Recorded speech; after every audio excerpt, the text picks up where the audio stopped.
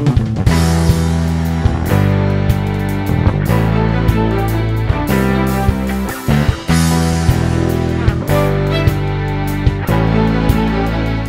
Bapak Ibu Saudaraku yang terkasih dalam Kristus. Jumpa lagi dengan saya di dalam renungan GBI PPL hari ini. Dan kasih karunia Tuhan Allah Bapa kita menyertai kita semua. Hari ini saya mau membawa renungan bagi saudara dengan judul berkata-kata yang positif. Untuk itu izinkan saya memulai dengan sebuah cerita, dan supaya tidak ada yang tersinggung, saya bawa cerita saya di dalam dunia hewan.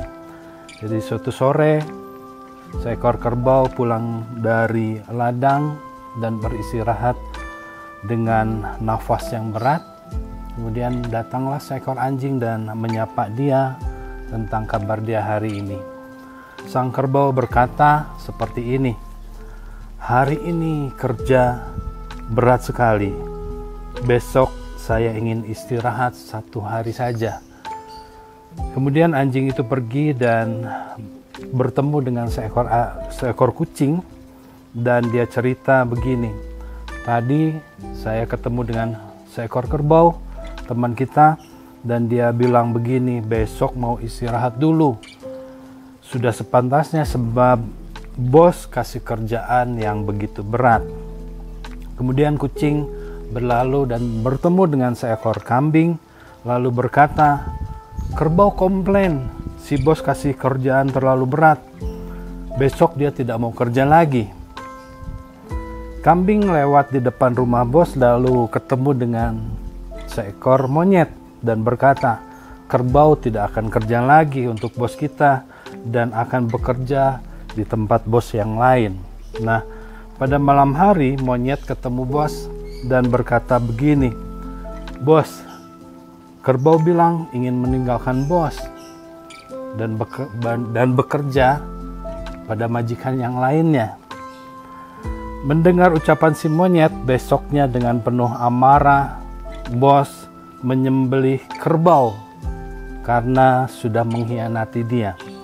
Nah, Bapak Ibu Saudara, kalau kita perhatikan ucapan asli dari kerbau, dia bilang begini, "Hari ini kerja berat sekali, besok saya ingin istirahat 1 hari saja." Tetapi melalui beberapa teman dia, perkataan kerbau telah berubah menjadi fatal seperti ini. Si kerbau bilang ingin meninggalkan bos dan bekerja kepada majikan yang lain. Bapak Ibu Saudara, hari-hari ini kita menerima banyak cerita, banyak menerima kabar, banyak menerima pesan, dan banyak dari pesan yang kita terima itu ada yang lucu, ada yang menyedihkan, ada yang positif, ada yang negatif, ada yang memberi semangat, ada yang melemahkan semangat, ada juga yang membuat kita putus asa atau kita menjadi timbul harapan yang baru. Nah, ketika kita mendapatkan kabar, ketika kita terima pesan, ketika kita terima berita, sebetulnya kita bisa menyaring apakah berita itu buruk, berita itu baik, berita itu positif, berita itu negatif, berita itu menguatkan atau melemahkan.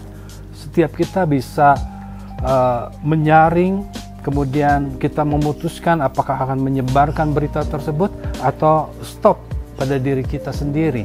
Satu hal yang mau saya ingatkan, ketika kita mendapatkan berita yang baik, kita bisa meramunya dan menyebarkannya menjadi berkat bagi banyak orang.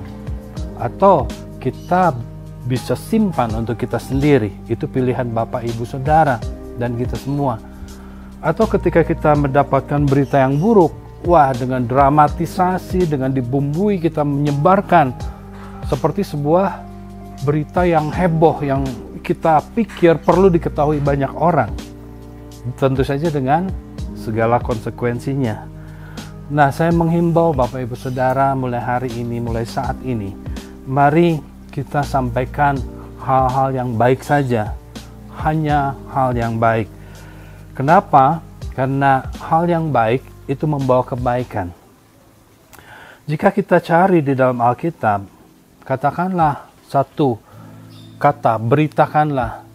Maka di dalam Alkitab akan muncul paling tidak 10 ayat yang berisi beritakanlah. Beritakanlah apa? Beritakanlah perbuatan Tuhan yang besar, beritakanlah nasihat firman Tuhan, beritakanlah kerajaan Allah sudah dekat, beritakan keselamatan, beritakan ajaran Tuhan Yesus. Sejak saat ini mari sekali lagi saya menghimbau, saya mengajak kita semua untuk memberitakan misalnya kesembuhan. Hari ini kesembuhan orang yang terdampak corona misalnya sudah bertambah begitu banyak. Nah, itu hal-hal yang sebetulnya baik. Sebagai orang percaya, kita mempunyai tugas untuk menyampaikan hal-hal yang baik saja. Hanya hal yang baik. Satu ayat firman Tuhan yang mau saya bagikan bagi saudara terambil dari Mazmur pasal 9 ayat 12. Mazmur 9 ayat 12 berkata begini, "Bermazmurlah bagi Tuhan yang bersemayam di Sion, beritakanlah perbuatannya di antara bangsa-bangsa." Ada dua hal yang paling tidak kita bisa lakukan hari-hari ini. Mari bermazmur, mari nyanyikan pujian, mari naikkan pujian bagi Tuhan. Setiap orang yang mendengar puji-pujian akan diberkati. Setiap orang yang mendengarkan mazmur bagi Tuhan akan mendapatkan kekuatan. Dan hal yang kedua, beritakanlah perbuatannya di antara bangsa-bangsa. Kita bisa memberitakan perbuatan Tuhan bahwa Dia adalah Yehova Rafa, Dia Allah yang menyembuhkan. Kita bisa memberitakan Dia adalah Jehovah Jireh, Allah yang menyediakan di dalam setiap keadaan kita hari-hari ini. Dia tetap Allah yang dapat menyediakan kebutuhan kita. Kita juga bisa memberitakan bahwa Dia adalah Jehovah Shalom. Di dalam situasi dunia yang seperti hari-hari ini begitu menakutkan, Dia adalah Allah damai sejahtera. Beritakanlah bahwa Dia Allah penolong, beritakanlah bahwa Dia Allah perlindungan kita, Dia tanduk keselamatan kita. Naikkan puji-pujian melalui berita yang kita sampaikan kepada banyak orang. Jadi sekali lagi, mari sebelum kita memberitakan kabar yang kita terima, pesan yang kita terima, mungkin beberapa tips ini bisa membantu kita semua. Sebelum kita sebarkan berita, kita cek apakah itu merupakan kebenaran.